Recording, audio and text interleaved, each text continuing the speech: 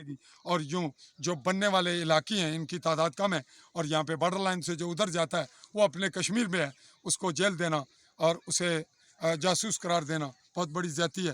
ہماری ریکویسٹ یہی ہے کہ جو یہاں نام نہاد سیاستدان ہیں اور جس کو نام نہاد آزاد کشمیر کہا گیا ہے، جہاں سپریم کورٹ بھی ہے، وزیر اعظم بھی ہے، صدر بھی ہے، اور چیف سیکرٹری اسے چلاتا ہے، آئی جی چلاتا ہے، اور یہاں کا الیکشن کمیشن کشمیر کی پارٹیوں کو کم موقع دیتا ہے اور انہیں بڑے ہیلوں بہانوں سے روکا جاتا ہے. اور پاکستان کی پارٹیاں، یہ کون سا ملک ہے، کون سی اسٹیٹ ہے جہاں دوسرے ملک کی پارٹیاں الیکشن لڑتی ہیں اور الیکشن جیتتی ہیں اور وہ کہتے ہیں جی لوگوں نے ووٹ دیے.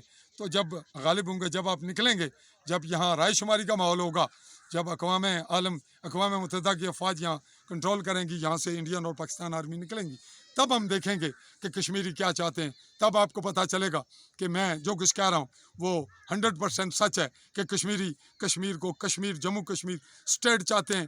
اپنے ہمارے معاملات ہیں، ہمیں آپ 7 خطوں میں کلچر کی بنیاد پہ تقسیم کریں، مذہب کی بنیاد پہ جو کچھ بھی کریں، یہ آپ کی خام خیالی ہے. ہم ہندو، مسلم، سکھ، عیسائی ایک دوسرے کو بدھسٹ برداشت کر کے چلتے ہیں، اور ہمارا کلچر آئندہ بھی جو ہے وہ ثمرآور ہے، بڑا اچھا ہے. ہم پر امید ہیں، پر یقین ہیں. اسی کے ساتھ چاہوں گا اجازت، اور اپنے کیمرہ مین ساتھی کے ساتھ بارڈر لائن کے 0 پوائنٹ سے چودھری فضل الرحمان. اللہ حافظ.